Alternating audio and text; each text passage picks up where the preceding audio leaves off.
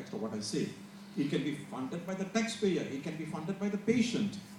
The government could well introduce a rule to say that when a medical bill is given by the doctor, that the patient must make a contribution to the fund, or the doctor has to deduct something and send the money to the fund. There are various ways of funding a scheme like this. One is taxation. The other is to impose a levy on hospital bills. That's another way. As I say, when it came to accidents at work, a levy on employer and employee.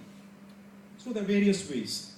And this idea of no-fault compensation has found favor in a number of American states and also in some European countries. I think in Finland and Sweden, they have not entirely something like what we have in New Zealand, but more an insurance-based compensation scheme. I'm not very familiar with the mechanics of it all.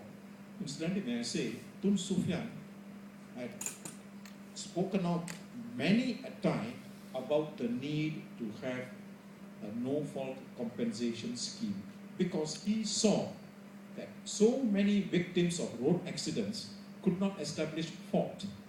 But very often you'll find a widow or an orphan or the victim himself in terrible need. Do you deny them social justice? That I think is very, very important.